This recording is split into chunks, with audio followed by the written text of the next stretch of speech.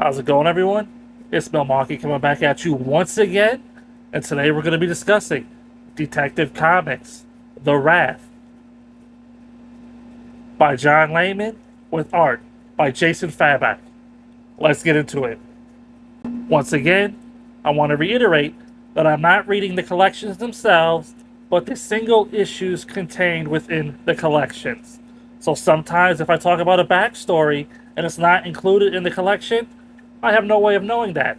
But the core issues will always be there. Starting off with Detective Comics issue number 19, which is an 80-page special. That's damn near a trade paperback in itself.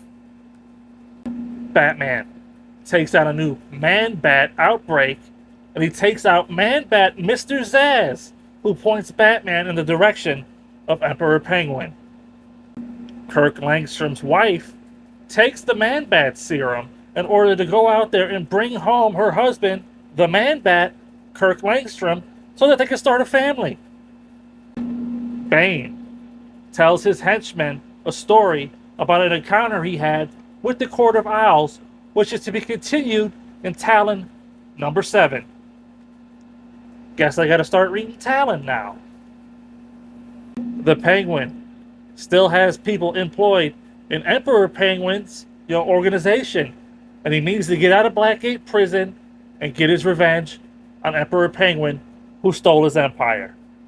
And then in the final story, contained within this 80-page special, the police of Gotham debate the effectiveness of Batman. Issue 20 of Detective Comics, taking a mixture of the Man-Bat serum and Bane's venom, Emperor Penguin is able to defeat Batman.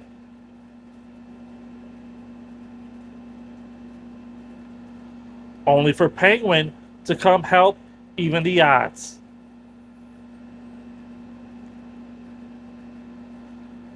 In a backup story contained within this issue, the newly defeated Emperor Penguin goes to Blackgate prison and takes on the biggest villain there and becomes Emperor Blackgate. In Batman issue 21, Batman takes on the Shadow Assassin, and we get the return, the most much anticipated return of Harper Row. The backup story contained within this issue is a continuation of the Man-Bat story. Issue 22 of Detective Comics. A weapons dealer has moved into Gotham City while Batman tracks down cop killers.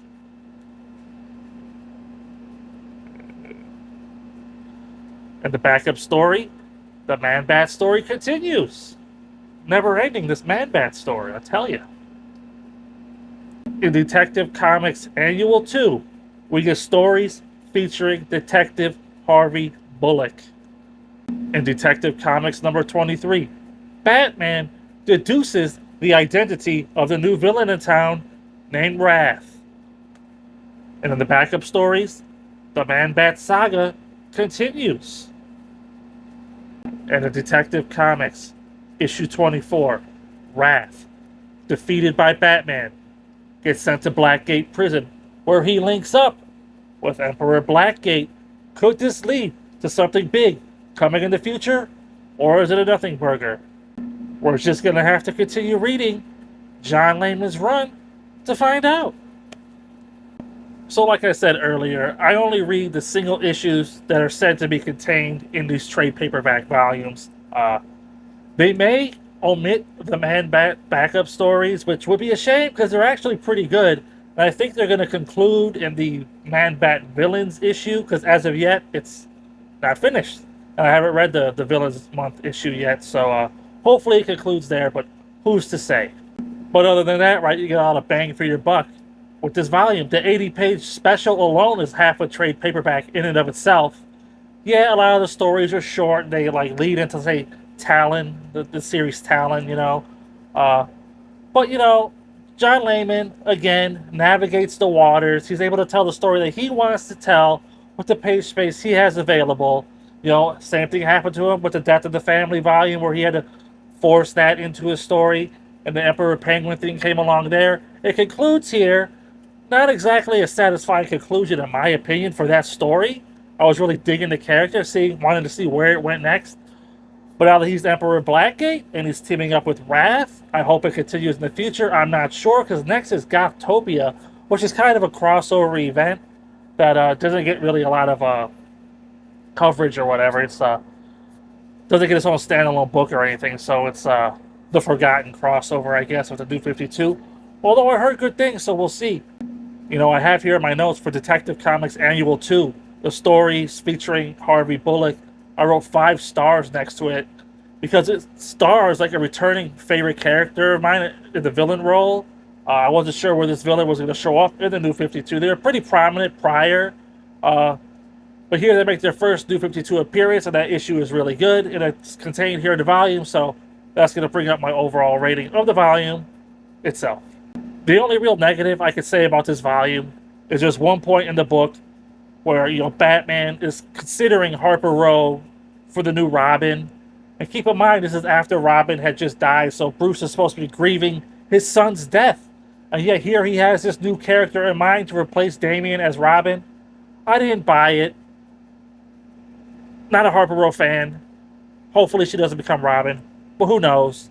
That's really the only sour point in the book. That and, you know, Emperor Penguin taking the venom and the Man-Bat serum. I thought it made him, you know, too comical or whatever as a villain. Like, he could have just, you know, stayed human. But now he's this beastly monster. And wasn't a fan of that. So overall, I'm going to go ahead and give Detective Comics The Wrath a 4 out of 5. Pretty good read. A lot of page count, if everything is included. Your mileage may vary, who knows. Until next time, I'll see you there.